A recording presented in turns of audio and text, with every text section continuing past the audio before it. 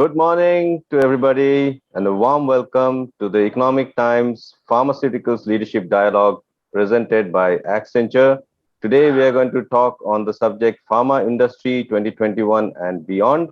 We have a very strong panel here for you. Let me introduce them to you first. We have with us Deepak Sapra, CEO, API and Services, Dr. Reddy's. Hello, Deepak. We have Vivek Kamath, Managing Director and General Manager, Specialty Care Pharmaceuticals, Abbott India. Hi, Vivek. Hi, morning everyone. We have Ramesh Swaminathan, Executive Director, Global CFO and Head of Corporate Affairs at Lupin. Hi everybody. Hi, Ramesh. Morning. Morning. We have Venu Gopal Vijayendran, President, India Business of Intas Pharma. Hi everyone. Morning, Vijay. We have Vikas Gupta, India Business Head of Cipla.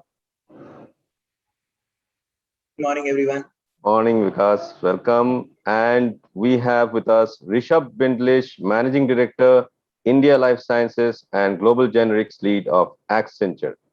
Good morning, everyone. Morning, Rishabh. And my name is Alokesh Bhattacharya. I'm Senior Editor of the Economic Times, and I will moderate today's discussion. It has been a very painful past months for the country as a whole. Pharmacy of the world, as we like to call ourselves, it has been battered like never before. Images that we have seen and experiences that we have had, they have shaken us to the core. Practically everybody has been touched by the virus in this country in some way or the other. The healthcare industry's shortcomings have been brutally exposed. Shortage of critical medicines for COVID-19 have done more or less the same for the pharma industry. There are systemic challenges and issues, including policy challenges. The government and private sector, they have to work together to take India's pharma industry to an Atmanirbhar situation. But the immediate challenge today is the shortage of vaccines for our large population. Again, the government and private companies, they are working round the clock to address the issue. More and more vaccines are being brought in to augment the supply. Everybody is involved in managing the situation. Practically everyone is involved, right? Right from the government, through policy, through incentives, pharma industry, through massively ramped up production and partnership. Companies like the ones that you work for, I work for, through vaccination of their employees, even housing societies and other citizens associations, everybody is organizing vaccination camps and trying to get the whole population inoculated. Still, we are running short, right? We are all sprinting to stay in the same place. But meanwhile, in this period, pharma industry performance has shot up from a financial point of view. Industry sales, according to IMS Health, has grown 59% in April 2021 YOY. And on a moving annual turnover basis, sales grew 9.6%, which has been primarily driven by pricing growth of 4.3% and new product launch growth of 4.6%. However, this is hardly the time to talk about growth numbers. As we have seen around us, all of us have seen that as the lockdowns have eased, we have seen scenes of overcrowding, right? People have thronged to the hill stations, and there are unprecedented scenes of crowds in those places and in other places, in markets, wherever the markets have opened. And therefore, the fears of a third wave of the coronavirus have really climbed. Are we prepared to meet the third wave? What needs to be done? How can we strengthen India's pharma industry and the connected healthcare system so that we don't have to see and experience those horrifying scenarios again? It is a very, very difficult situation that we are in today, and it calls for brainstorming between top leaders that we have here with us today. I will start off proceedings by inviting Rishabh Bindlish of Accenture to give us a context on the ground situation. Rishabh, tell us a little bit about the trends that you're seeing, based on all the conversations you're having with clients in India and abroad. You keep talking to pharma companies, consulting with them. You know what's happening on the ground. It would be wonderful to hear from you about the trends that you see out there. Over to you. Thank you, Alokesh. Thank you for the introductions and a very warm welcome to my distinguished co-panelists who come from very diverse backgrounds. And before I lay out the context of why we are meeting today, I wanted to take a minute and start off by acknowledging the industry for being at the front and center of playing a pivotal role in managing the crisis. Right? It's been a very difficult time, like Alok said. The last 1.5 years have been unprecedented. But we must also recognize all the sacrifices that the frontline health workers, the operator on the shop floor, the executive in logistics, and many in this panel here, who they and their teams have been at the front and center of managing the crisis on a day-to-day situation, right? They've played an instrumental role in availability of key drugs. And I don't know how many lives would have been saved in the last 1.5 years. So big kudos to the entire industry and to the entire pharma team here. Coming to today's discussion, like Alok said, the idea was for us to deliberate on what are the challenges we have faced collectively in the last year and a half. What have been the learnings? I'm sure there are things that have gone well. There are things that could have been done differently. So let us reflect on some of those. But more importantly, given that the future is slightly unpredictable at this stage, let us attempt to crystal gaze on what the future holds for us, for the industry. There are some things obviously that will get back to normal, and there are some things that will change for good. What implications does it have, right, on the way we operate, our business models, and what is the support that we need from the government? I think those are the things that we wanted to deliberate in today's meeting. And to Alokesh's second question, from our perspective, based on all the discussions that we are having with clients outside India and in India, we are clearly seeing 4 key trends emerge, right, during the crisis. The first one, which seemingly looks like a paradox, is protectionism at one end, where we are seeing increasingly governments and countries taking greater control of the healthcare agenda. And by that, I mean they're taking greater controls of supply chain. They want to bring manufacturing closer to the countries. They want a greater control. Historically, if cost was a driver for taking some decisions, that seems to be changing a bit. We are seeing that through the PLI schemes. We are seeing a lot of talk around reducing the dependence on China. We are seeing US wanting to bring manufacturing closer to their countries. So I think that's one aspect of it, where we're increasingly seeing government and countries becoming more conservative and protectionist about healthcare. But at the other end, and that's why I call it a paradox, we're also seeing the world more interconnected than we think it is, right? So no one is safe until everyone is safe. And therefore, equitable access to critical resources and sharing of best practices and collaboration is also a way forward. If that had not happened, it was unlikely that we would have seen a vaccine come out in about 18 months' time. So clearly the collaboration between academia, between industry, and between government is also critical. So the paradox and the balance that one will have to create between being protectionist and yet being collaborative is one trend that will be very interesting to see how it plays out. The second key trend is this entire notion of work and workplace, right? I think clearly the last 18 months have changed the paradigm, the historical paradigms of saying that we need to be in office 5 days a week. Clearly it has turned its head upside down. So what will work look like in a post-COVID era, right? What does it mean for talent? What does it mean for talent acquisition? What does it mean for gig economy? I think these are things that will emerge over a period of time. I don't see the current status quo being there forever, but I also see it's being extremely unlikely that we'll get back to our usual ways of working going forward. So again, there'll be a balance, but clearly future of work and workplace will undergo a paradigm shift in the future. The third piece that we've seen and through our research is given the unpredictable nature of COVID and likewise, companies that have been agile, that have taken decisions in a decentralized manner are the ones who have come out winners. So very clearly, agility over everything else is the mantra going forward. And that will become extremely critical because no one market is homogeneous. So moving away from this concept of one segment to segment of one, or winning in many Indias, as Unilever calls it, is going to be key, because what impacted Europe is what impacted India, and within India, 2 states behave very differently, and within a state, 2 cities behave very differently. So clearly our operating models, the decision making, everything will need to be geared towards agility and being able to respond to consumer needs faster.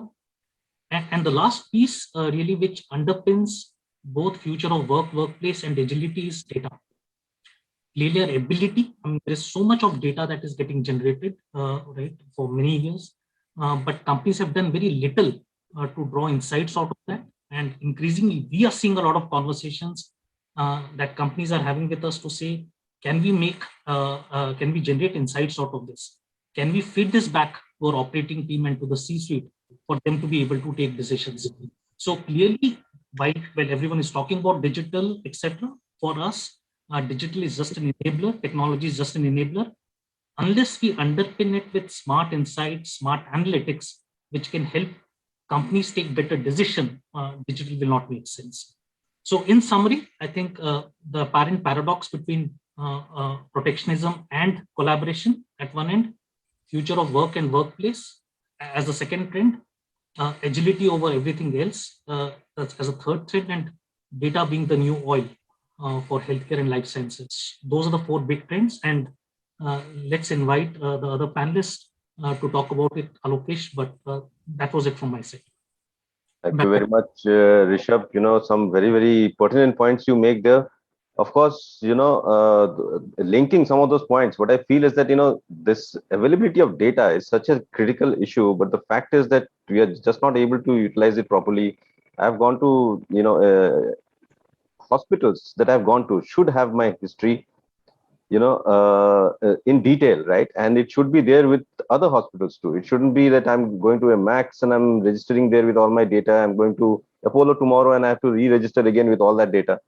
There needs to be a way for data to be shared, and so that is where the collaboration piece also comes in. The collaboration that you're talking about, if collaboration can not just be around partnerships but also around creating a data-based healthcare system in this country in which the healthcare data of patients, then it benefits both the healthcare system as well as the pharmaceutical companies, because you get the feedback, right, in terms of how things are working or not.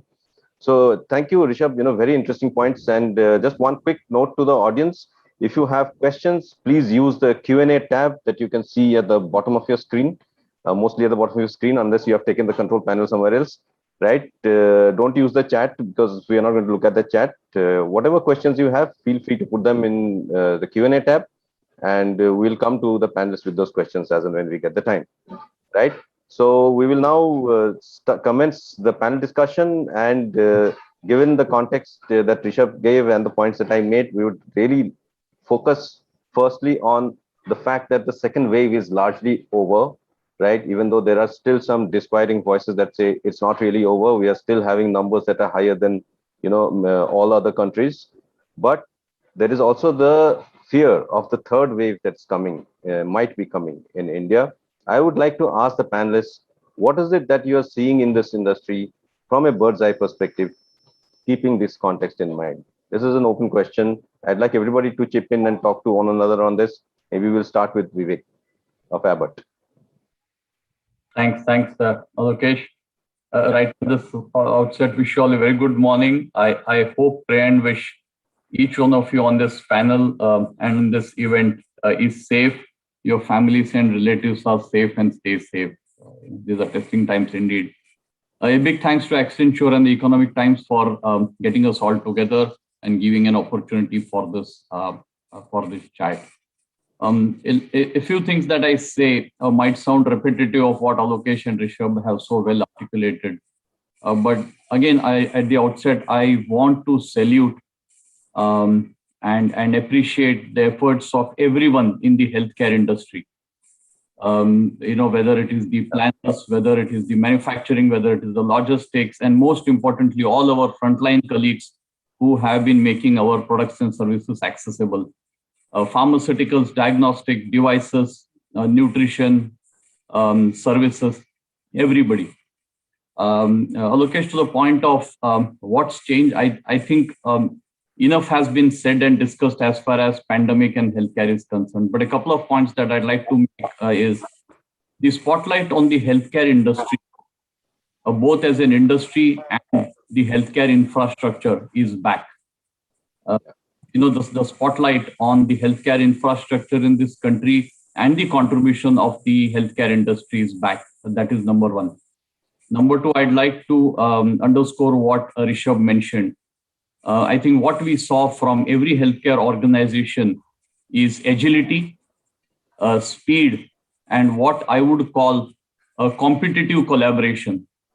I think every healthcare organization as a commercial organization was competitive. But what we saw, a very beautiful aspect of this competitiveness was collaboration. And there would be enough examples shared during the course of this discussion where healthcare organizations, irrespective of their backgrounds of various types, collaborated, and they had one simple purpose: the patient in the center. How do we ensure that the patients have access to medicines, services, diagnostics, and we get out of this whole pandemic? So and just to share, at Abbott we face the same challenges. We face the challenges of API, manufacturing continuity, logistics.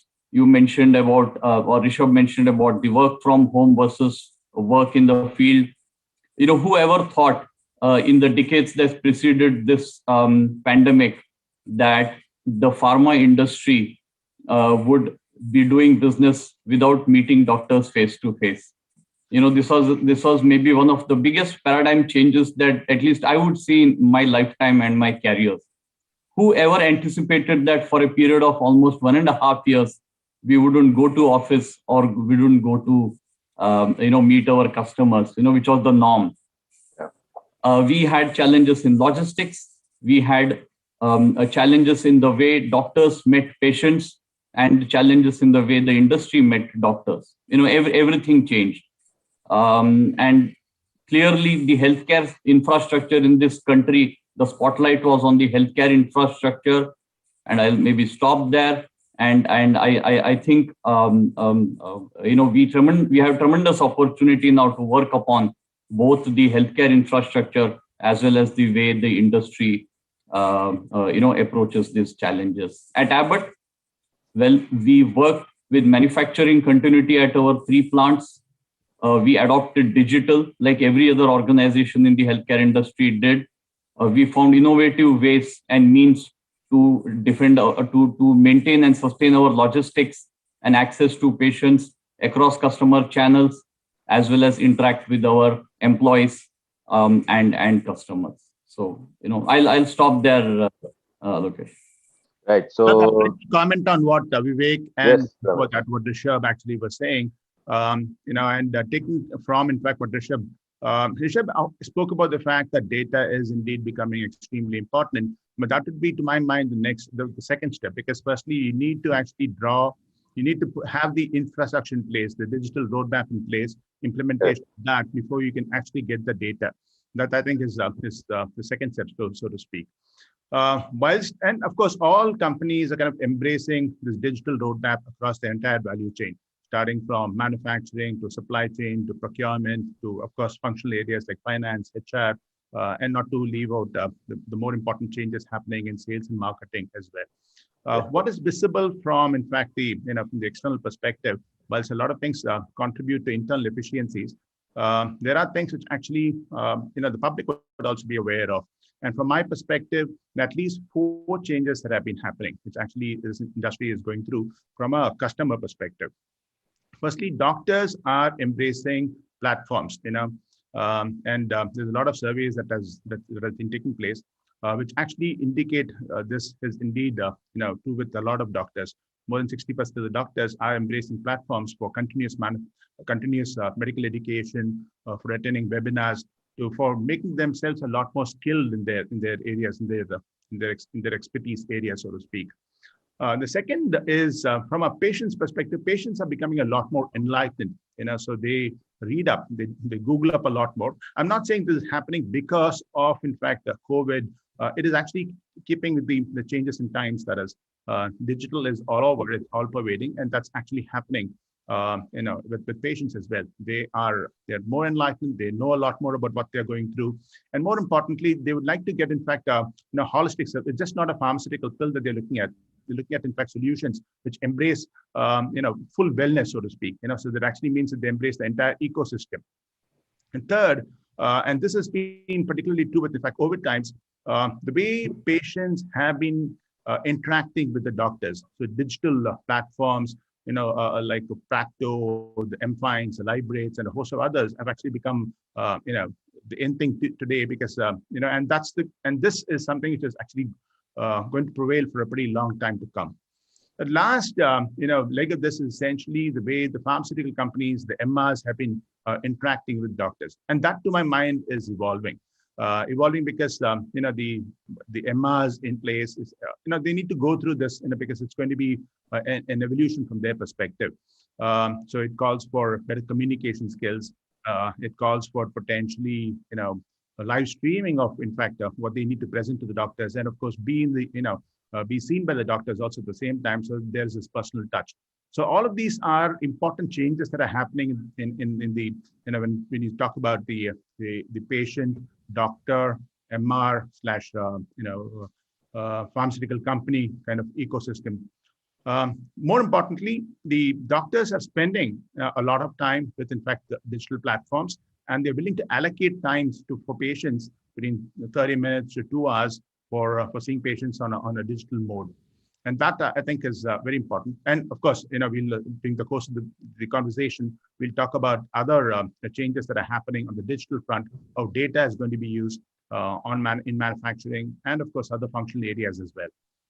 Absolutely, and you make some very valid points. We'll come back on the doctor's visit point, because that is very critical from an industry. In fact, my younger brother works in the pharmaceutical industry. He works for Zydus, and so I also have an insider's kind of view on the industry from that POV. But I'll come to Deepak. Deepak, your initial comments on what you're seeing in terms of a bird's eye perspective, given the state of the virus currently. Thank you, Alokesh, and it's a pleasure to be with this distinguished panel. So a lot has been spoken, so I will try and add to it on 2 or 3 dimensions that I think are extremely important from my perspective, and they are playing out in an unprecedented manner. The first one is the aspect of collaboration and partnerships. I think more than anything else, this last 15 to 18 months have demonstrated the power of collaboration and partnerships in a totally unprecedented manner. All kinds of partnerships, big pharma with generic companies with generic companies, startups with established companies, service providers with product manufacturers. All kinds of partnerships have happened. And the CSIR and others, they're also contributing. Absolutely. And the government, I mean, very, very interestingly, the government has also become a very important aspect of these partnerships. Many partnerships are those which are facilitated by the government. In many collaborations, the government has been a very, very important player as well. So to me, this is the one standout piece as far as the pharmaceutical industry is concerned, in terms of a much larger and a much deeper collaboration that we've been seeing. I mean, look at India in the last 15 to 18 months. India, in spite of some of the challenges with regards to medication that we faced in the month of April and May with regards to remdesivir shortages, and then the amphotericin B shortage. I mean, clearly those were periods in which the demand far outstripped the supply. But for the majority of the other 18 months, whether it's an antiviral, whether it's an antibiotic, whether it's an antipyretic, multivitamin, zinc, whatever you look at it, India has really been at the forefront of enabling medicine supply and availability, not just within the country, but also in so many other parts of the world. So to me, the whole shortage aspect, those 3 weeks of shortage of remdesivir and 3 to 4 weeks of challenge that we faced on amphotericin, yes, these are things which are certainly important learnings for us, which we should see how we can be better prepared in the third wave. But other than that, I think the Indian pharmaceutical industry has done a great job in making sure that medicines are available by and large wherever they are needed and whenever they are needed. Add to it the dimension of cost and the price at which it was made available to the patients. I think in India, when I make a global comparison, and I have done several such, happy to share in the course of this discussion, it's something to be proud of. Something to be proud of, that we actually got a large number of medicines available in a manner that people could afford it, in a manner that governments could not, would not think twice about buying them, and people really work towards making them more accessible. So that was the point on partnerships and collaborations, which ultimately played out in the manner which we need. about making medicines available to people when they need and where they need. That was one. The second aspect I want to touch upon, and we'll come to it in more detail, is about speed. Speed, agility, and Rishabh, you pointed out agility as one of the key trends, and I completely concur with that. Things which used to take months started getting done in weeks. Things which used to take years probably started getting done in a few months. And one of the things which facilitated it was the very, very strong and deep sense of urgency that everybody worked with. And in addition to that, a lot of holy cows were slayed in terms of processes, in terms of certain activities which were deemed to be not very necessary when it came to the moment of truth. And to me, that is a very, very important learning and lesson that all of us have, that if the speed and agility which everybody's demonstrated in the past 15 to 18 months, if we can continue to build on that, it can have very significant ramifications for healthcare and for pharma. The speed at which a medicine gets available from the lab to the shelf of a pharmacy, that can come down dramatically. The way in which the supply chains are tied up, the way ultimately a patient accesses the medication, the time it takes for a person to access a doctor, all of these things have changed very dramatically. And I think the onus is on the industry, the onus is on all the other key stakeholders to make sure that we build upon this and really create a paradigm shift in healthcare. So those are the two major themes I wanted to touch upon. One was the theme on collaboration, and the other was in speed and agility. Allocation. Right, Deepak. In fact, there is a comment from the audience where VS Kantikiran Varanasi wants to know the efforts taken by pharma and industry in reducing the time to market. Time of market availability from regulatory approvals to supply phase in the pandemic era. And I guess you have answered that question, in terms of the speed. But is this something that Deepak, and the questions to others also, in terms of, is this speed and agility that you're seeing today? Do you see this as something that will sustain? Maybe I'll just add one point to what I said. It's not only the industry. Actually, I also want to really compliment the way the regulators and the government have really stepped up the game in terms of speed. In India, for example, we've been having COVID SECs maybe 2 or 3 times a week.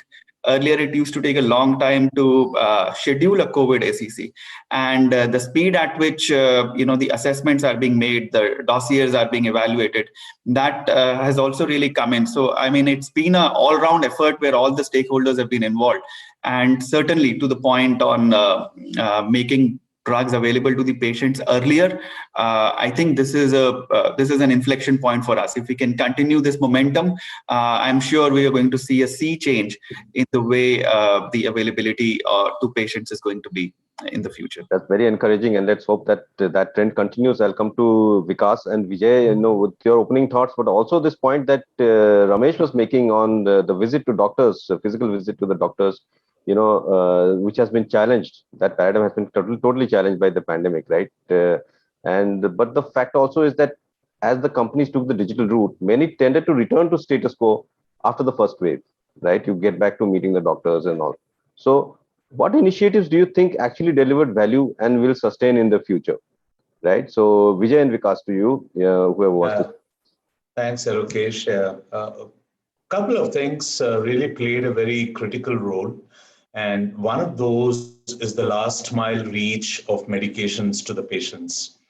And that has played a very pivotal role in making sure access to medications have increased dramatically across the country.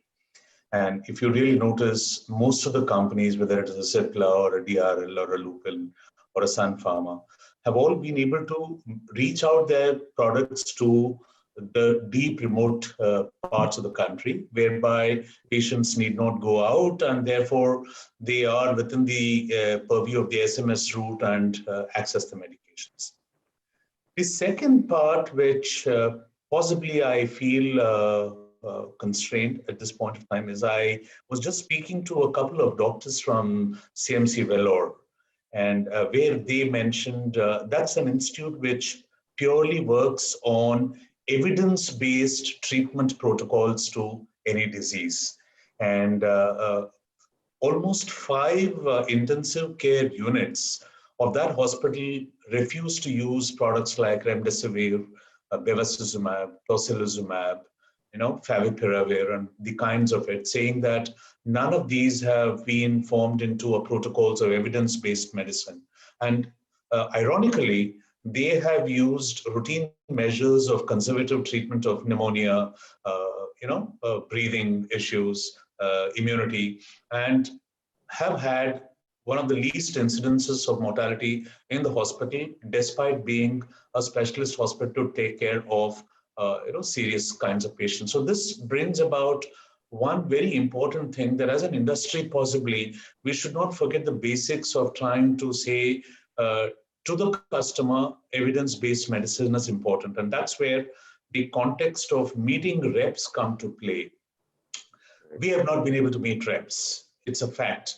And in the initial stages, we went through with a digital route, and that digital route was also not experimented well. And it started off with a phone call, to an email, to a WhatsApp, to a video call, and then some organized methods in which you can find means and methods to contact customers. So there has been a spate of digital connects that has been happening, including the webinar programs, as Ramesh very rightly put. And in the first 6 months, we found tremendous traction in terms of the interest generated by the customers.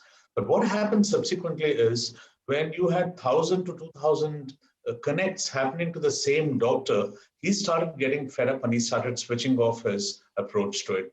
And he began to understand that the treatment protocols of COVID gets a media attention.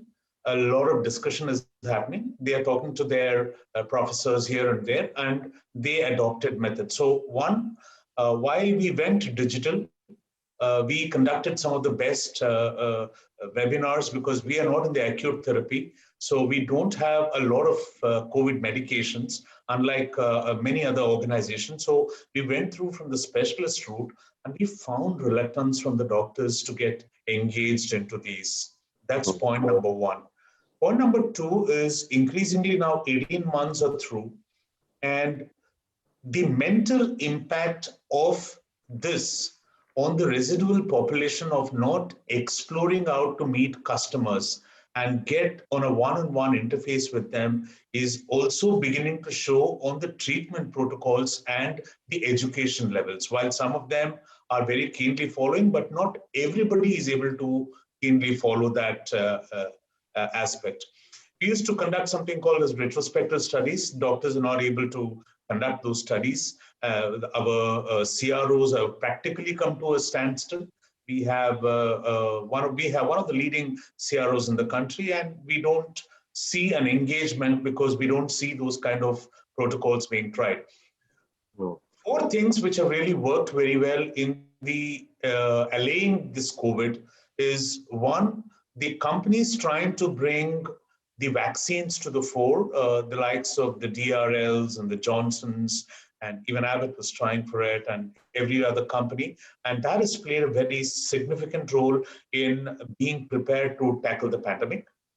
The other 3 are the forgotten industries of, trying to find means and methods to keep distance, having the masks, and also having the sanitation measures or sanitizing products. We don't talk about all those things, but some of the largest business that has happened is in these 3 areas. For example, every generic company that operates in the market today have put across sanitizers at throwaway prices in the market to make sure that the entire population is able to access it and is able to use it frequently to bring the protocol into play. Even to this day, while we are still hopeful that maybe after about a year or so, we will come back to normalcy.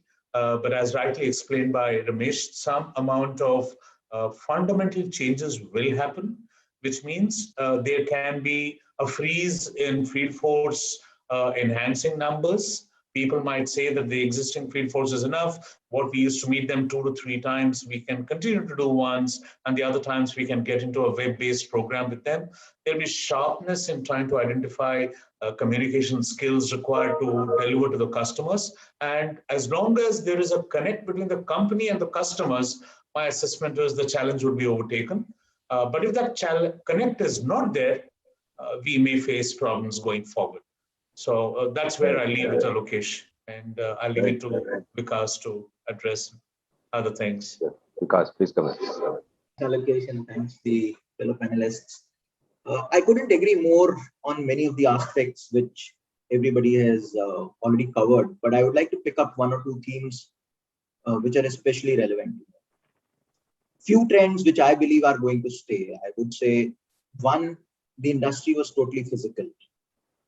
I think gone are the days when we can imagine our industry to be totally physical. When I say totally physical, means the means to engage with a customer used to be only in clinic presence. It used to be only being present and physically in front of the customer. I think the new world would be more physical. Now there would be a gradient of physical to digital, from 0 to 100. During the waves, we would be 70 to 80 on a digital front. During normal times, we may be 20 or 30. I mean, only time will tell how we progress on that as a trend. But I guess gone are those days where only feet on street used to be the methodology of running the business. Of course, it will remain the mainstay, not to undermine the great effort which the whole pharmaceutical machinery and the allied services, I would say the whole healthcare machinery has done and shown during the pandemic has been exemplary. I would say a trend of coalition, that's going to stay. Right. I have never seen government and industry working so closely. I have never seen different players of the industry, getting together every week, finding the white spaces where we need to give access to patients for the medicines that were required, forgetting everything else, and the only goal at everybody's the approach was only to make sure that the drugs are accessible to the patients. I have never seen industry coming together. I have never seen government working so closely with the industry and serving the needs of the patient. Just to add to what Deepak said, regulator showing the kind of urgency. You approach the regulator with a plausible solution. The response used to be within no time. The partnerships, that everyone realized that, and I think that's one realization that came in for the whole industry, that there is no one player who would be able to solve this need of this entire crisis. So the only way is whomsoever is good at doing what. We just need to get together and we just need to work as a common solution provider, I would say. So that's one trend which I believe everybody has picked up, and I see some of those trends continuing. I see some of those trends, the respect for each other, for the work that different stakeholders of the industry are doing to tide over the pandemic. I think that has gone up substantially, during these times. There has never been a higher focus on talent. The talent which the industry has looked at during all these years, the capability building initiatives which the whole workforce, and I'm not saying only sales and marketing, I'm saying production, I'm saying the usage of data, I'm referring to the way we need to approach a subject, and I'll give you examples, and this is more to do with agility, as we were speaking about. Whatever solutions we used to come up with, during the pandemic. So if morning we decided, okay, this is the possible solution to get over this problem, the life of that solution was at the most 36 to 48 hours. Within 36 to 48 hours, we used to figure out, okay, it has worked today, but either the frame of reference has changed. Yesterday, there was There were higher numbers reported from X state. Tomorrow, there is another state which is showing the peak. The whole distribution channel used to go crazy. Okay, I need to handle multiple things at one go. So while it required agility, it required a very strong data points to flow in to manage the crisis. And for putting these things together, you needed a very different lens to the talent. So the way our industry would progress, ahead, the need for talent that can look at the whole picture, give a holistic view, the talent that can collaborate with not only various stakeholders within the organization, but within the industry, with government, with startups, with hospitals, the different stakeholders, as I would put it. Indeed, and in fact, the whole collaboration spirit is what has helped. Like Rishabh said initially, it's about the. And Rishabh, you have raised your hand. I was going to come to you only after this, but I'll also add a question for you. Like Rishabh was saying initially about the partnership between academia and all. The Covishield is when I heard that a university was developing a vaccine along with a pharmaceutical company. It was a big surprise to me because I never expected a university to be delving in commercial, of pharmaceutical products. But that's really wonderful to see. And Rishabh, please make your point. But I also do answer this other question that I have for you is, that apart from the medical representative going and meeting the doctor and basically training the doctor, keeping the doctor updated, it plays a huge role in the doctor staying updated on medical developments that are happening, right?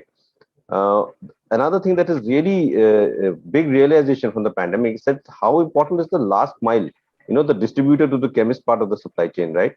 In terms of maintaining availability, especially when we put new developments such as ABCD tech, in perspective. Do you see more such collaborative models emerging in this area in the future? Thank you, Alokesh. And I just wanted to make a point before I come to that ABCD question. Vijay, I was just curious. I agree completely with you and Vikas when you say that the world in the future will be more digital, Vikas, than physical or digital. But I'm just curious to understand, Venugopal, from you, that the initiatives that we took as an industry to engage with the doctors, right, after the first wave, right, seem to have tapered down, and there was an element of fatigue with the doctors. Now, the fatigue could have been there were just many initiatives being run. Absolutely. Let me expand this slightly, Rishabh, and I think I see that in many of the Q&As as well. The doctors have reached a fatigue point for sure. And there have been organized market research conducted by companies like IQVIA and other agencies where, doctors have shown interest to the extent of 3 to 4% in terms of accessing digital platforms. And that happened because of a barrage of people getting across to the doctor at the same time. Like the doctor has not put his phone down, another call comes. Now, somewhere along the line in the process, there have been some organizations which decided we will not get into this and we'll just send some kind of snippets to the doctor, let the doctor view it at his convenience. That seems to have worked. But wherever the companies have tried to insist that I need to have a call which is live with the customer, seems to have backfired in some form or the other for two reasons.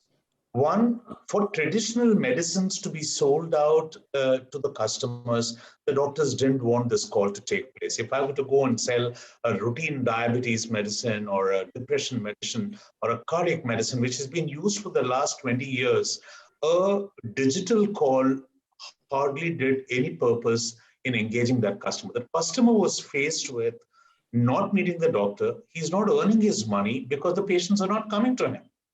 He is wanting to treat patients, and therefore, if I was able to give him a method in which he can access his patients, those companies were engaged. Well, some of the people did try. For example, there's a company called HealthClicks, which engages in EMRs and doctor consultancy. And to those doctors where the services were provided, the doctors really welcomed the intrusion of the companies from a digital platform. So that's point number one. That means if am I giving something which he is traditionally accessing? for which the doctor does not want to do it. If I'm going to give some information about the COVID or the coronavirus or the treatment protocols, yes, doctor would be interested. Many doctors did ask us, if I want to give favipiravir to my patients, do you feel that it is going to harm the patient? Not harm the patients. Can you ask a medical team to give some insights into it? For example, the way Vikas was talking about, when there is a hospitalized patients, most of us from the industry were contacting each other to say, look, I have so-and-so here. Would you be able to help out with remdesivir? And despite the government putting restrictions on the use of it, we found innovative ways to try and access and provide that help to the patients. So the digital part of it was more from a connect to make sure the protocols work well. The second part of the digital, which has worked extremely well, if you ask me, is the online procurement of medicines by the population has increased dramatically for common medicines. May not be for the COVID medicines because the doctors had to write, you needed an Aadhaar card for it, you needed other, requirements. So therefore, the digital platforms have been used more to order medicines. The third area where the digital platform has worked extremely well is when you have chronic diseases and you want to access a doctor, the appointments and the ability to engage into consultation with the customers has got increased by the digital method. And those companies which have facilitated this interface have stood to gain dramatically. Not those who have just reached out to doctors as a WhatsApp message or video dispersion. So a value-added interface between organizations, customers, and patients. This triad has begun to work a little more effectively, including the trade channel. So I may put it at the four ends of a quadrilateral, which works very well. So that has increased the connect with the market, and that, to my knowledge, it will sustain in the days to come, and it will have a long lasting. And as rightly said, if the waves keep increasing, doctors will say, let us try the digital method. And as the waves keep coming down, they will ask for some amount of connect. The third point is at the hospital level. The hospital level doctors, we have just not been able to enter because of very strict protocols in the hospitals where people don't allow entry. And those doctors are hungry, not in terms of anything else. They are tired of seeing COVID patients. Mentally, they are getting affected. They need to move out and get into a degree of education, a degree of counseling, degree of understanding what is happening. And unless that improves, you would find the healthcare provider getting disturbed and troubled in the days to come. That's possibly the responsibility of the industry for us to find means and methods to get them out of this gridlock. Right, Vijay. So Vikas and Deepak have both raised their hands. Vikas first. Yeah, thanks, Alpesh. So just to add to what Mr. Vijendran said, we realized, Rishabh, content is the king. This is the Netflix era. So if you have a value to deliver in your digital initiatives, the customers really value it.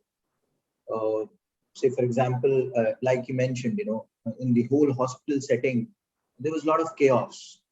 The protocols were changing with every passing day, or there was advent of new data, that used to come in on various molecules. Some of the drugs which were used during the first wave, data emerged that they may not have had a major role. So the science was evolving, is evolving, I would say, not was, is evolving. It was very important to bring that value. And the analogy would be, there are so many shows out there on the OTT platforms. The ones, which are interesting or which are of interest to you, you end up watching, right? If there is a one political drama followed by the other, followed by the other and the other, it just, the fourth one just loses its value. So and I'm just giving that analogy to make things simple. So I guess the onus is on industry to make sure for what we are seeking the time of the customer, or what is the content with which we are approaching, the customer? Is it to deliver a value, or is it to feel good for yourself that you are doing something? So I guess that would differentiate the participation of and the value and the lens with which customers would. Absolutely, great points being made, Deepak. And after that, I'll come to Vivek. He's also raised his hand. Sure, thank you. So I just want to focus on the changing nature of the patient-doctor relationship. I think in the context of all of this, it's very, very important to understand that relationship and to see what implications it has for the industry and the rest of the service providers in healthcare. Clearly, the digitization of healthcare, particularly the OPD initiation, I would say happened in the COVID first wave. And in the second wave, OPD services through digital delivery has become a lot more common and a lot more established. Some of the initial teething pains have been resolved, and therefore this is a much more established way of doctors and patients interfacing with each other. The digitization of the pharmacy, in addition to the digitization of the OPD, has also resulted in patients being able to consult doctors online, order medicines online, save the pain of traveling to and fro to a clinic or to a hospital or to a pharmacy store, and also saves them from the risk of getting infected, not just with COVID, but in any sort of a hospital setting where there is always a risk of getting infected. Even for doctors, especially those maybe particularly non-surgical specialties, online is a much safer platform for seeing a patient than visiting a clinic and a hospital. And therefore, those doctors which now are proactively offering their services through digital platforms are able to see a much larger much larger number of patients who are consulting them. The next steps could potentially be the digitization of prescriptions. For online pharmacies to look at a model where you are looking at a combination of marketplace aggregation in addition to your own stocking. So there are all of these things happening which create multiple implications for the industry because of the changing nature of the relationship between the doctor, the pharmacy, and the patient. So I just wanted to lay out that dimension over and above what the rest of the panelists mentioned. Great insight, Deepak. Thanks a lot. Vivek, you wanted to make a point. Yeah, thanks, Lokesh.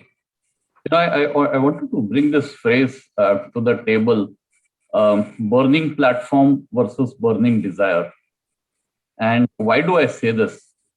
I think the Indian healthcare organization, and I don't just restrict myself to the Indian pharmaceutical organization, I think the Indian healthcare industry, not just the pharma industry, had already a place in India and under the sun with its massive contribution. Whether we were the pharmacy of the world or various treatments, etc., etc. The pandemic hit the healthcare industry in ways never imagined, from API to logistics to customer interactions, and I think all the eminent panelists have already alluded to that. The industry responded as individual companies, in collaboration, again, as everybody else has said, and not only collaboration between organizations, but also collaboration between the regulatory authorities and the industry. And we all responded and reacted. That's the story so far. And then there are operational aspects and certain strategic aspects. The key will be what from this comes out as learnings and what we proactively take into the future, and what might be certain short-term operational aspects, and what might be more strategic, profound, long-term aspects, which can completely put the Indian healthcare industry in a very different orbit. And I observe certain changes, certain progressive changes, which have happened as individual companies, as collaborative industry, or the regulatory authorities. For example, the PLI scheme is an attempt to move in that direction. Brilliant. I think speedy regulatory approvals that colleagues spoke about. Brilliant. Whether it is digital, whether it is collaboration, whether it is attempts between industry and academia linkages for innovation, all these Brilliant. And, I don't want to take a lot of time because across this panel and across the colleagues attending, there is enough collective wisdom about what has happened. The key will be what amongst these forms part of a very concrete, proactive strategy going forward to take the Indian healthcare industry to the next level. I think this, and that's where I come back to the first phrase that I said, allocation team, that, a burning platform brought us here. Can a burning desire take us to the next level, where we sustain a few of these macro collaborative, speedy regulatory, going digital, adopting the new normal, as has been so often cliched way said. So that is one point, allocation team, I wanted to put. I think this is a great opportunity for the Indian healthcare industry.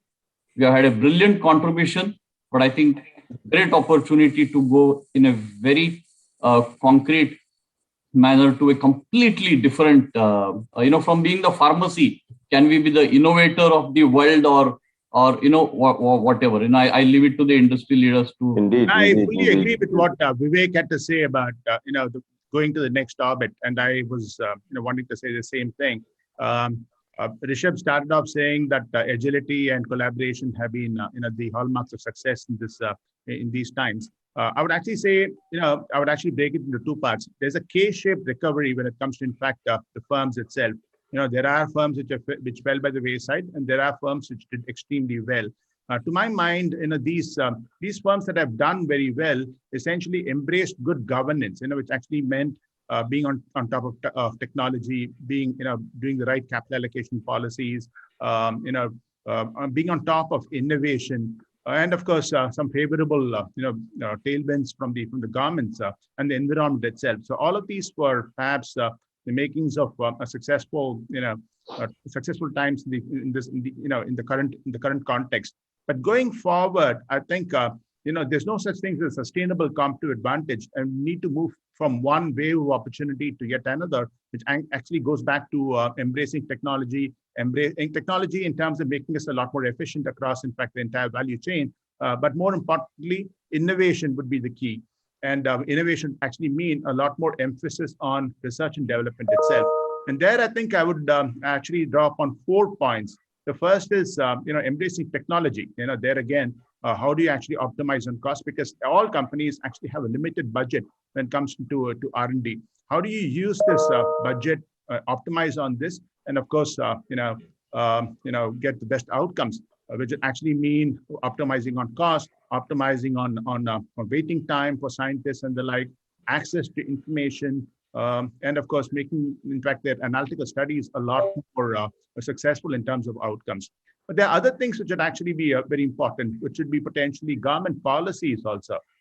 Government policies in terms of grants, in terms of fiscal, deductions, by way of tax reductions for R&D. That I think could be very conducive, and that is something which actually a lot of other successful countries, so to speak, have given. And unfortunately, in India, R&D weight reductions have been phased out, which I think should be reintroduced for this industry. The third, which I would actually say is an important part, which actually in India is not done to the extent that it does in other parts, is essentially collaboration with academia. The last few minutes, there have been so much of talk about the fact that there has been collaboration amongst, of course, the peer group companies between innovative companies and generic companies and the like, which is again understandable from a distribution point of view and the like. But I think academia collaboration has been the hallmark of success in several parts of the globe. And to the extent, I think that is something that we should certainly encourage. The last thing which I would say is, R&D is intrinsically a very, very, it's something which actually calls for very deep pockets. And I think given the stage of development of Indian companies, they're not necessarily there. There are a few companies which actually afford a few things, but more often than not, you're going to be short of funds, and that I think we should accept. There should be more innovative ways of actually going about it. And to my mind, perhaps crowdfunding for a particular purpose, looking at the public-private partnership when it comes to actually funding of R&D projects itself, look at impact bonds. These are newer instruments which could be made available, which could actually help in deepening pockets and, of course, strengthening, what is available and what a company can contribute, and of course supplementing that with other funds to take R&D to its logical conclusion. These, I think, could be extremely important for the long-term sustenance, because whilst India has done great when it comes to the generic and copycat industry, so to speak, when it comes to innovative medicine, India is still far behind. And to that extent, perhaps in education, the way we actually look at education would be very important, because we're great when it comes to being, when it comes to siloed thinking, good at chemistry, perhaps good at biology, perhaps good at a particular domain. But taking a holistic view, combining all three, perhaps including electrical engineering to chemistry to biology, how do you actually imbibe all of those that are required to get a very holistic solution in our educational policies? That, I think, would also be extremely important for the long-term sustenance and growth of this industry. Okay, we are 1 hour into our conversation, and Vikas, you have a point to make. So make a quick point before I come to Rishabh for his view on the ABCD tech. Just wanted to extend to what Ramesh mentioned. Couldn't agree more. And the name of the game, till the time we become a totally innovative industry, would be partnerships. You will have to get access for patients of India, and then partnerships would become more and more, in licensing opportunities would become more and more important, till the time we really get there as an industry. Correct. Rishabh, you want to, okay, Vijay, you have a point to make, but I just wanted to add to a point here, and it's not that from innovation we have, I don't think as a country at this point of time, we are ready from that innovation point of view, because our academia proximity, as Ramesh was very rightly saying, is still not very progressive. That's point number one. We are extremely strong on chemistry part of it, ability to synthesize, manufacture. And if we recognize that as our inherent strength, and based on the pandemic that has evolved, one key area where we can really work well is working on the KSMs and making sure that we really become self-sufficient in terms of practically the entire chain of the medications that we try to manufacture with the country. Because whatever we say, in India, we have still not got a single product as an R&D product, which is a patented blockbuster kind of a product for the last 100 years. And I'm not too sure whether for the next 20 years, we have the ability to do it. Though all companies are trying, and I do wish that we succeed over there. But I guess we need to put our energies in making sure that every single product, for example, we have a range of biologics. For every biologic, what is a clone that I have to get? Where do I have to get it from? What is my return on that? What kind of productivity I can get out of it? If I'm able to do that better, then I can bring down the cost aspect of it and an access aspect of it to the population. The second part of it, which one of the gentlemen has also asked a question, is what happens if we try to get an international property waiver and bring about from there's a question countries in terms of it. My single submission to that is, yes, during pandemic times, it's very good to do that. And I'm sure compulsory licensing or companies giving it will come to play. We need not possibly break the cycle. We have multinational companies engaging with a range of 5 to 6 companies. For example, you look at it, Gilead talked to 6 to 7 people on remdesivir, and you had a range of pricing options coming from 3 to 4,000 to 900 rupees. So therefore, the product never went through a pricing issue, excepting for that shortage of product which was there for a very few weeks. So my assessment is this compulsory licensing would become a voluntary licensing during the pandemic times. And for a country as diverse as ours, multinationals may not be able to reach the nook and corner, and therefore partnering the way they are doing, you have a Merck coming, joining 2 companies, or you have a J&J coming, joining 2 companies, and making sure that the products are available would be a good way out. And enabling better pricing structures possibly could add to, the excitement of the whole process. Right. And so, Rishabh, your question sparked off a major conversation between everybody. So now let me come back to you with the question that I had asked of you, right? Where you could take that on, please. Sure. No, I think all great points, and something that Deepak and Vikas and Vivek alluded to. Vivek alluded to a burning platform, and Deepak and Vikas spoke about partnerships and alliances. I think we are seeing a very different nature of this beast of alliance actually shaping up, and something that we are extremely bullish about, right? Yeah.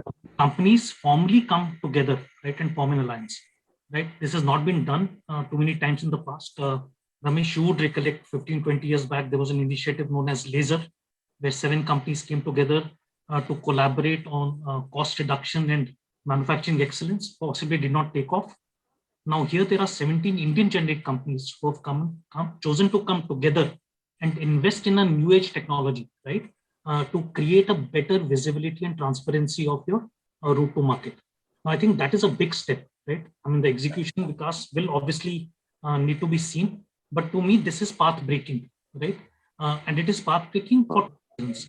One is the imminent threat from your digital native companies, and I don't see them as a threat only in e-commerce. Today, that threat might be on e-commerce from an Amazon or from an 1mg or Netmeds.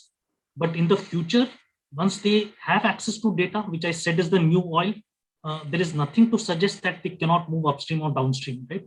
And to me, that's a threat that we should be very, very wary of, right? The other reason why it makes imminent sense for companies to come together is because of the nature of the industry. It is extremely fragmented, right? We're not a consumer goods industry where Unilever has a 40% share.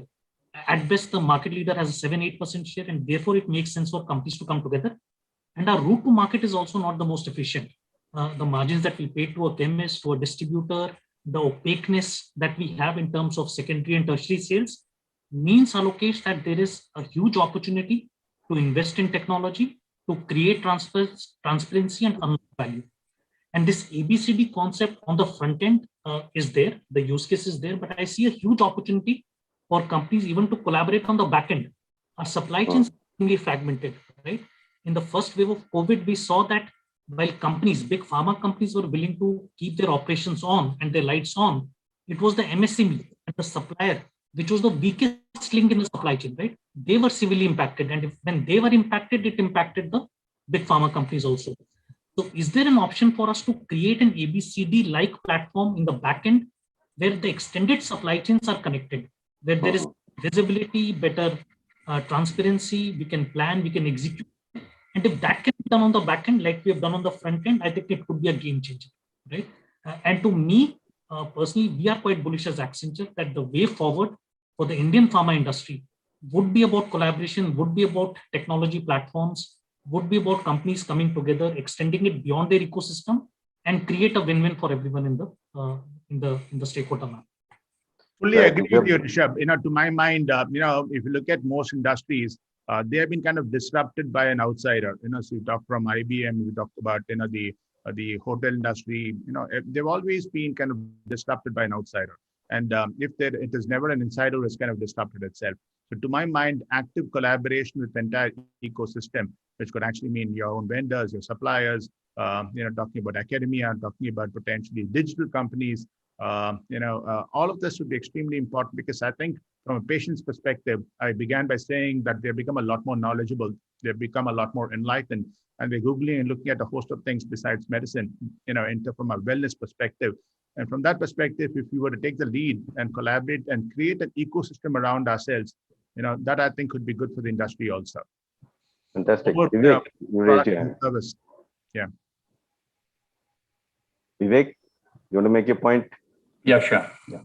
No, so sorry to be a bit disruptive in the discussion, but again, I'll take a step back and say something. We are living in a disruptive era. Be comfortable. Yeah.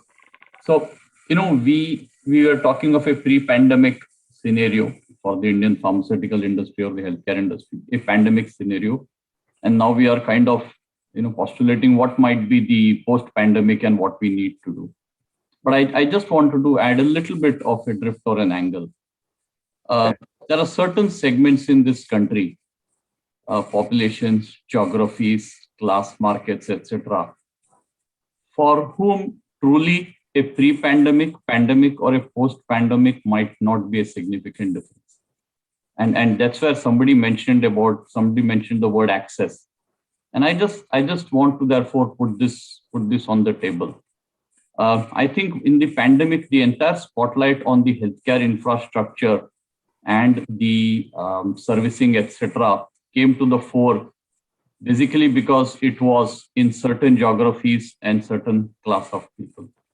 One of the responsibilities we all have going forward is to take the learnings from this entire unfortunate event and see how we can genuinely improve access and take all this technology, learning, collaboration, agility, speed in regulatory approvals, ramping up manufacturing, innovation, everything as a basket. And I'll not get into details, but ensure the access of our medicines are made possible for those groups to whom this access did not exist, not only during the pandemic situation, but maybe even before the pandemic situation. I think that's a great opportunity, for all of us, and it's a responsibility as well. And a quick sub point to that: whenever I have spoken about access, the response I have got is about affordability.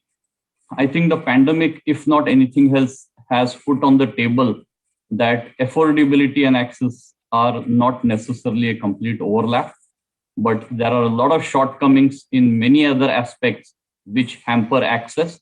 And therefore, whether for individual organizations, collaborative as an industry, or the government and the industry to collaborate together, going forward, if we can make a fundamental difference to access to medicines and affordable medicines in India, that would be a big fallout of the burning desire that I spoke about. Sorry, that's it. So fantastic points, Vivek. And in fact, access is something that is also clearly not just a front-end operation, but is clearly also very closely and intricately linked to the back-end supply chains that are operating out there, which is what something that Rishabh was talking about, and which is a question that I want to bring to Ramesh, because in terms of what do you think are the overall implications on the global supply chain, post the pandemic, and do you see this trend of increased, indigenization by countries? They want to do their own thing, right? They don't want to import or take medicines from other countries. Do you see this impacting India's generics kind of business? Firstly, there is, of course, this nationalistic fervor which seems to be gaining ground all the time. So this is a start the Trump, but given the pandemic solution this context, you find a lot of other countries following suit because of strategic reasons. They would like to, and we started off saying this because they want to really control their supply chain. But if you really want India to be a large player, India is, the cost arbitrage is still there. And we did a study about a couple of years ago to see if we were to, if there is, a need to look at other locations for manufacturing sites and the like. But India clearly has an advantage over China and potentially Mexico and a host of other countries. The largest number of FDA plants outside America is in India, and that trend will continue for quite some time to come. Not merely because of the fact that it's the wage arbitrage, it's also the skill sets which goes with it. But if you really want to become a dominant player or continue to be a dominant player in this, I think the usual challenges you should certainly be looking at. Firstly, in terms of the regulatory space, so essentially the regulatory nuances that exist across various parts. It's not homogeneous, so obviously we need to be on top of that. Second, pricing in every part of the globe is very different. So obviously markets like America are extremely high price markets, whilst other markets are not so well paying. So how do we actually make sure that we are on top of cost to be the last man standing and have the ability to be the factory to the world? How do you work on that? How do you also embrace technology in terms of how do you be, because if you're talking about being the factory to the world, it also means that you need to be on top of the supply chain, the number of SKUs that there are, scheduling it across your production facilities and making sure that there's no idle time of that matter any back orders, because it costs heavy either way. So for that it actually means that you are on top of technology for supply chain itself. And more importantly, if you are opening up, beachheads in various markets, not to capture that market, not to get to that market, how do you actually culturally integrate those? These would be questions that I would ask for any country which has this, which aspires global, dominance or wanting to become global in this field.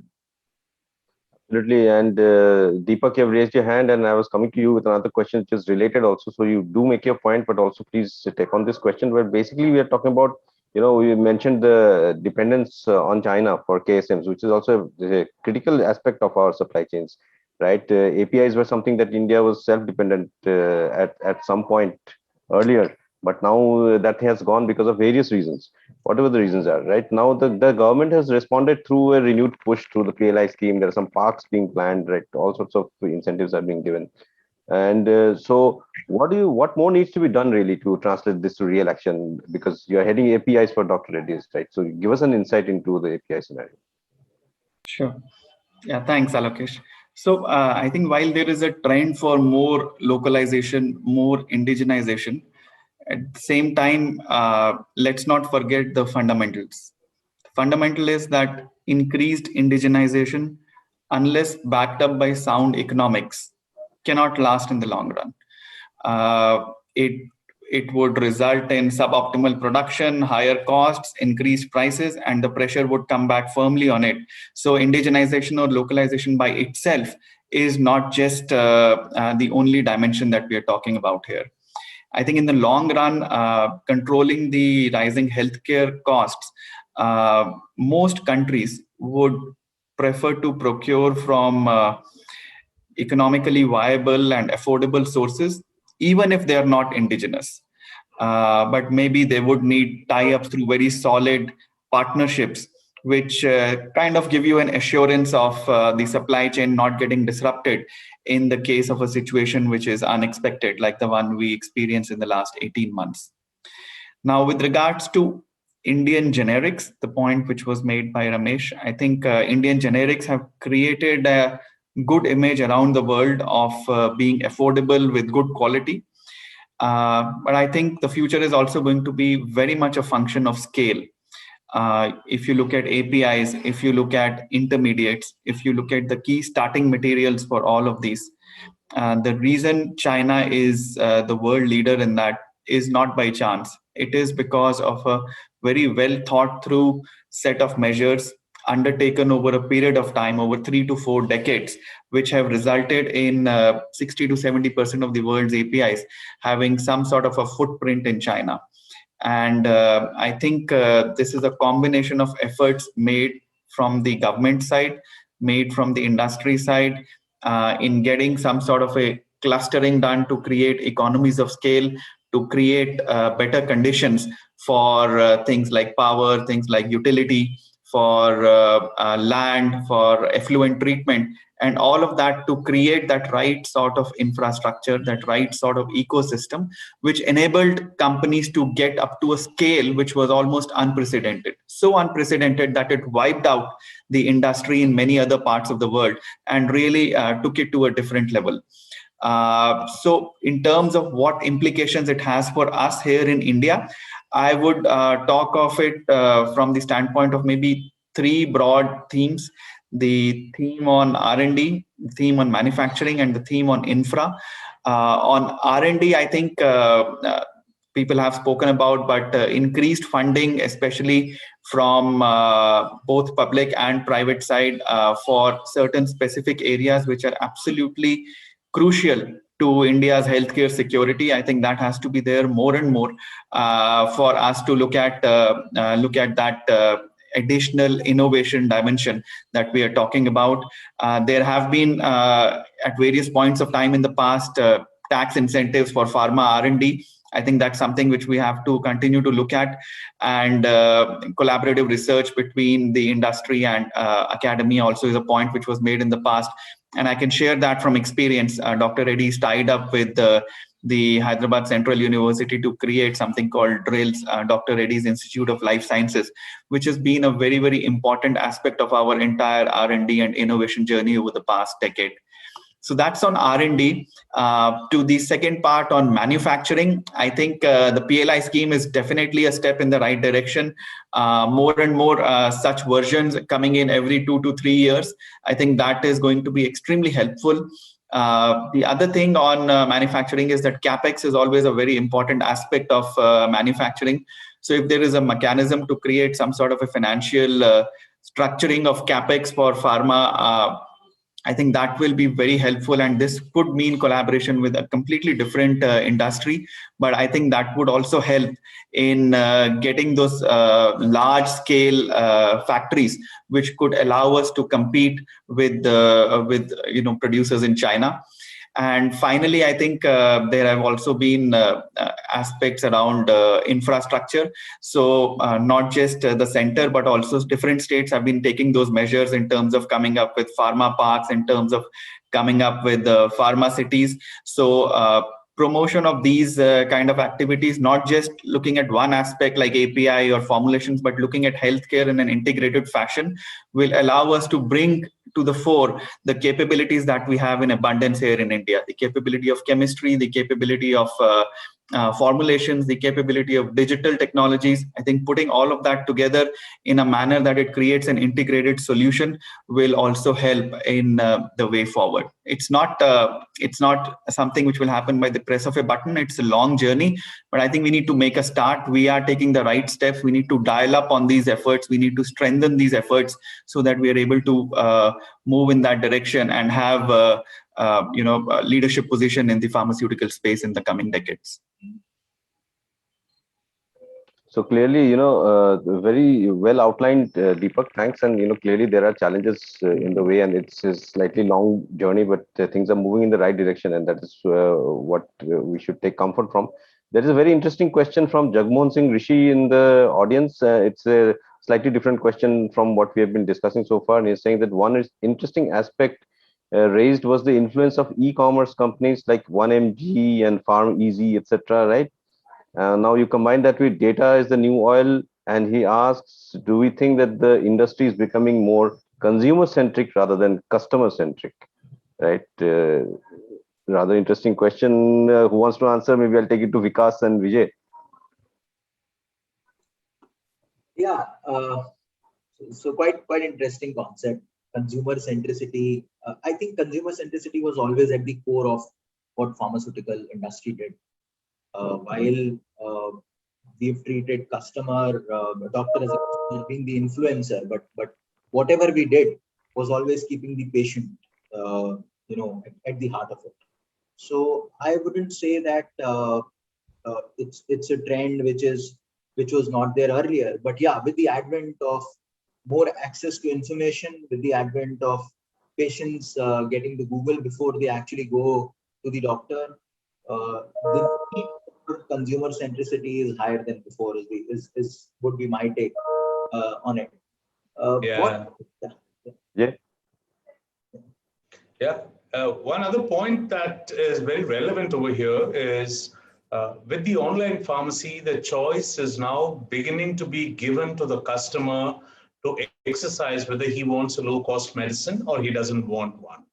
That's option number one. You're finding many online pharmacies engaging doctors who write prescriptions, and those prescriptions are given to the patients as options based on the cost dimension that is there. So you are able to really bring about value to the customers. And in that extent, yes, it is consumer-centric. There is no two ways about it. But having said that, I think most pharmaceutical companies, if not everybody, would have been focusing on the end consumer. And that's where the concept of pricing, availability, access, for all those things come to play. The ones which Vivek was trying to say. Whether even you take a multinational company which is going to be launching, let's say, a monoclonal antibody today or a cocktail of an antibody, and they're pricing it at about 50,000-60,000 rupees as a cocktail which takes care of it. Now, that's keeping in mind various costs that are involved into it. And if it is going to be a single dose which takes care of it, prevents hospitalization, the end benefit to the customer is much higher than what he is likely to encounter had he not got those options. So that's point number one. In the same yardstick, I think in a couple of questions people have asked, why don't the top companies join hands together and start, marketing the products at cost value? So, I mean, I really love it because just imagine a state of government where everything is available at cost. Then you have no industries left, then you don't have any webinars left, then we don't have anything that works through in terms of making anything. So that may be very far regressive in terms of a step, but I would like to say that India possibly is amongst the lowest priced medicines in the world today. You have maybe a fever medicine being sold at less than a rupee in many markets. You have a pain medicine sold at less than a rupee, and you have diabetes and cardiac medicine sold at less than 2 to 3 rupees. I mean, which part of the world can you get prices better than this? And if you can, then you should let us know that possibly we should try and get medicines from those places and give it to the population here. So I think the people need to keep away from this misnomer that the Indian pharmaceutical industry tries to extract money out of people. We don't. And I can say for all the organizations here, including the multinationals where Vivek is sitting from, possibly Abbott Healthcare and Abbott India Limited would have some of the products at the most economical prices. The Thyronorm, which is sold by Abbott India Limited, is 1 rupee a tablet a day. It's 300 rupees per month. You name what kind of medication would be available at that kind of prices. So I think we need to recognize those things. And if the second part is also true, in the same yardstick, the same gentlemen have asked, why don't we invest in R&D and get vaccines ahead of everybody else? To invest in R&D, we need to make some money. If we have to make some money, we need to sell at good prices. So this is a kind of a statement which, has no end to it. It's a circle. So my assessment is two. One, whatever is the true value of medications that we need to give, and therefore, in the interest of the consumer and the customer, we need to bring to the fore what is accessible, what is affordable, and what is easily available within the organization or in the context of the country. And if we adopt these three principles, I'm sure none of these questions would come to the fore, and we would be customer-centric and consumer-centric. Yeah, thank you, Vijay, with some very pertinent points. And I see that you have trawled through the questions, gone through the questions given by the audience. We have almost more than 70 questions here. So, yes. And it's very interesting to see some of those questions. And one question I'd really like to take to Ramesh and Rishabh, and it has come from A. Rajurkar, where he says, there's a change in the promotion and the marketing model because of the pandemic, right? And so the OpEx costs are down, because you're not having to travel, the MRs are not going to the doctor. So there's a cost saving. There are many other cost savings that larger enterprises are doing. How and where is this cost saving going to be plowed back to drive future growth? And that is a question from the audience. And to I'll add my part to it is to drive innovation as well. Ramesh. First point is, whilst, there are savings obviously on promotion costs and travel costs and the like, the fact of the matter is, Vijay just spoke about the fact that India is in fact the lowest priced market in the world, but you also find in several of the markets prices to be eroding. It's not as the prices are constant in every part. The generic industry is all about a big upside on launch and then thereafter a continuous downside. It's a bit like running on the treadmill. If you stand still, then you're going to be regressive. Then you're going to fall off it. So potentially you'll have to be added with newer products all the time. That calls for research and development expenditure and the like. This is not to state that we have reached the pinnacle when it comes to, in fact, the cost frontier itself. So there is tremendous scope out there. So we would be continuously looking at various ways of reducing costs, be it on the procurement front, be it on the routes to synthesis, and of course employment of various digital means to lower, in fact, the cost of production on the manufacturing front. The constant lookout for a golden batch. Using, in fact, newer, technologies. So we always use SCADA, PLC systems, DAC systems, etc., to monitor various parameters for manufacturing. But how do you actually bring it together to look at the reduction by way of the golden batch for every batch, so to speak, using data for diagnostic, for predictive and prescriptive analytics. So you actually reduce on various things, including the predictive maintenance, looking at video analytics for interventions. Looking at, in fact, a twin engine, so to speak, for process optimization, quality, maintenance, supply chain, all over. So essentially, the pursuit of cost reduction initiatives is constant, And that's the only way we can actually move from one wave of opportunities to get another.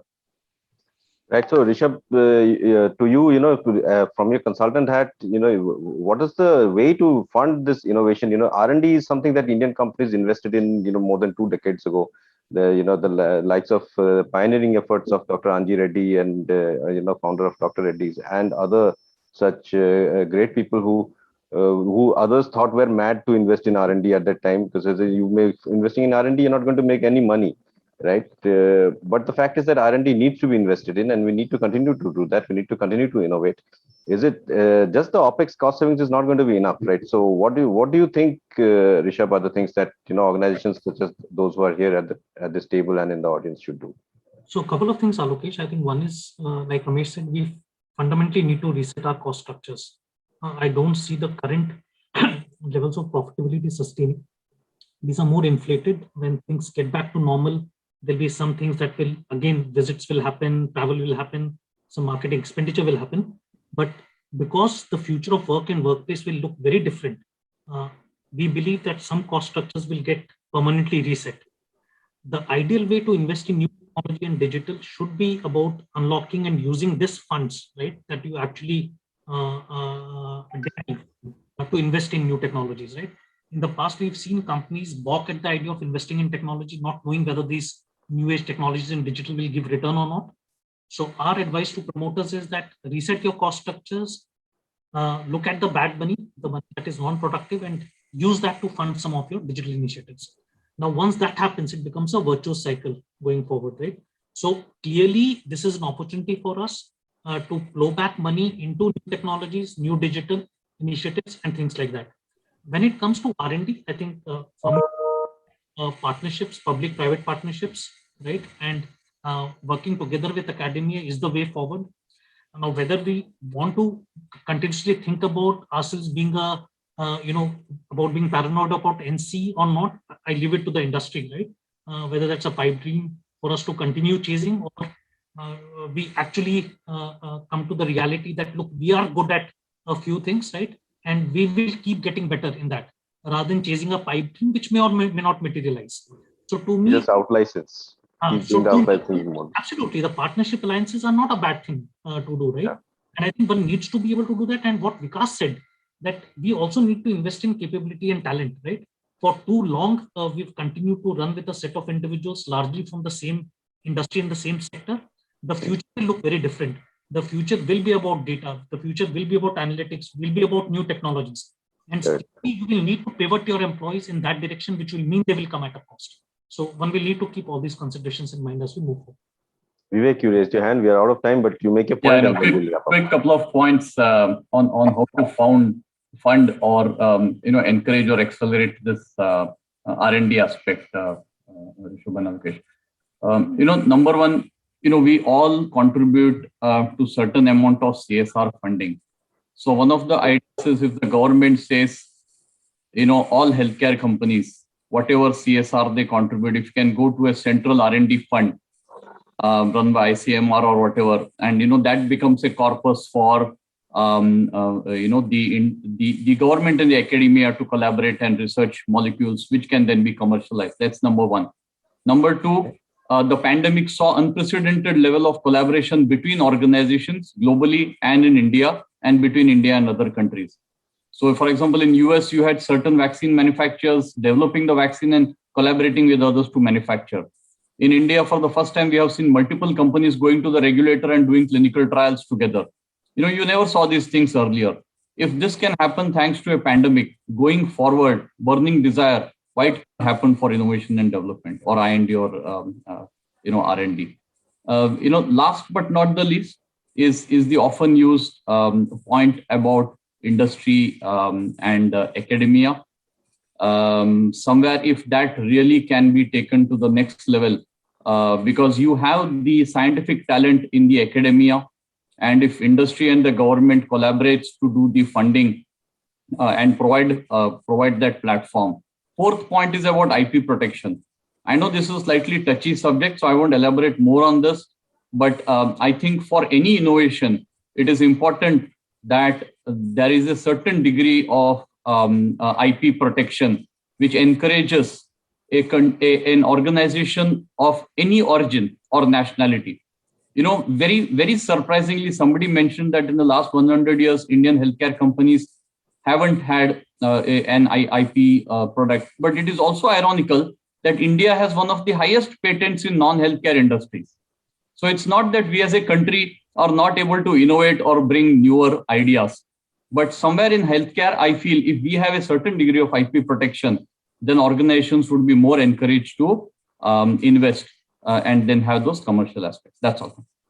Very, very interesting points, Vivek. And the point on CSR was something new that I've heard, and it's interesting. But also, of course, if you put CSR funds into a centralized fund, you don't know what happens to that money. A, B, what happens to the good work that all your companies are doing in the CSR area. But maybe a kind of since the 2% rule of CSR is that 2% of your net profit, right, it has to be invested in it. Maybe you increase it and add another percent there for R&D, which is also quite a lot of money, right?